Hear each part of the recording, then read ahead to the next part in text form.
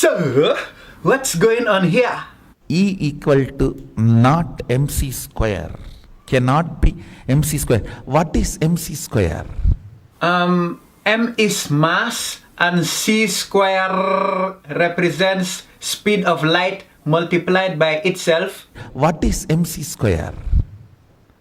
The difference between intensity and continuity. No, I just told you what it is. Why are you not listening? What is energy? What is matter? Matter is continuity, energy is intensity. MC.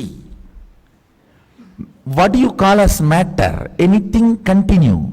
Dude, no. पहले law of conservation of energy और law of conservation of mass को अलग अलग तरह से पढ़ा जाता था। आज भी हम लोग अलग अलग तरह से पढ़ लेते हैं, लेकिन अल्बर्ट आइंस्टीन आए और उन्होंने बोला कि इन दोनों को मिलाकर एक लॉ बोला जा सकता है, law of conservation of mass plus energy.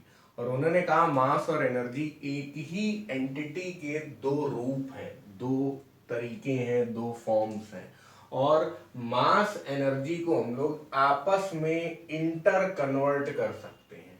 तो मास और एनर्जी कैसे हैं? इंटर कन्वर्टेबल है। हम जब चाहें तब मास को, हम नहीं, यूनिवर्स ऐसा करता रहता है, तो मास को एनर्जी में चेंज कर लेता है और जब चाहता है एनर्जी को वापस मास में कन्वर्ट कर लेता है। तो इस इंटर कन्वर्टिबिलिटी के लिए इक्वेशन है E is equal to mc square. यहां पर E क्या है? एनर्जी, जूल में मेजर किया जाएगा, मास केजी में मेजर किया जाएगा, और C जो है वो है 3 into 10 to the power 8 metre per second, जो आप पहले से जानते हैं स्पीड ऑफ लाइट। तो इससे आप समझ सकते हैं कि यार किसी भी चीज में अगर किसी 1 kg मास में 3 इंटू 10 टू द पावर 8 का स्क्वायर मल्टीप्लाई होगा तो बहुत बड़ा नंबर आएगा। आप मान लीजिए, चलिए हम लोग कैलकुलेट करने की कोशिश करते हैं कि 1 kg मास को अगर एनर्जी में चेंज करते हैं तो क्या होगा।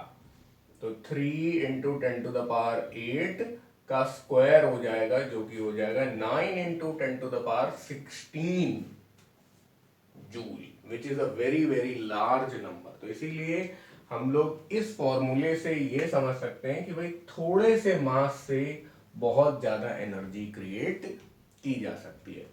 जब आप न्यूक्लियर फिजिक्स पढ़ेंगे क्लास 12th में तो बाइंडिंग एनर्जी वगैरह का कॉन्सेप्ट आएगा, तब हम लोग E is equal to mc square को बहुत ज्यादा यूज करेंगे।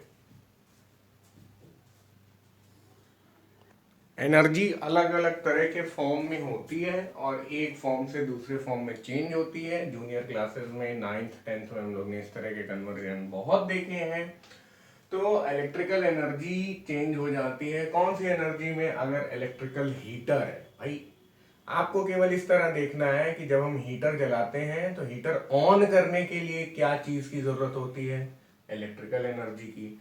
और जब हीटर बढ़िया से गर्म हो जाता है, अच्छे से गर्मी देने लगता है, तो आउटपुट क्या होता है, हमें मिलता क्या है? हमें हीट एनर्जी मिलती है। तो बहुत ही आसान है ये सारी चीजें करना, बच्चों वाली बातें हैं।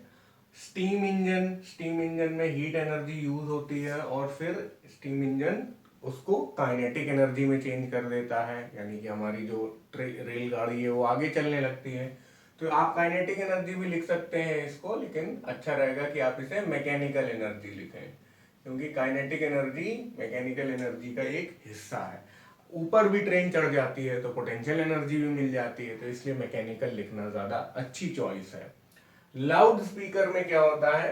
इलेक्ट्रिकल एनर्जी साउंड एनर्जी में चेंज हो जाती है। Burning of coal chemical energy किस में चेंज हो जाती है? हीट एनर्जी में। सारे जितने व्हीकल्स हैं वो फॉसिल फ्यूल्स पे चल रहे हैं, हमारे पावर प्लांट कोल पे चल रहे हैं, तो ये chemical energy into heat energy वाला जो कन्वर्जन है, इसी से सारी दुनिया की एनर्जी रिक्वायरमेंट अभी तक मीट हो रही है। फिर आ गया electric bulb, electrical energy light energy में चेंज हो रहा है। बस बहुत ही इजी था ये तो। और इसके अलावा बहुत सारे एग्जाम्पल हैं, आपने ज़रूर जूनियर क्लासेस में पढ़े होंगे, और मैं समझता हूँ कि आपके लिए वो सब बहुत आसान है, तो मैंने इतने ही डाल दिए यहाँ पर।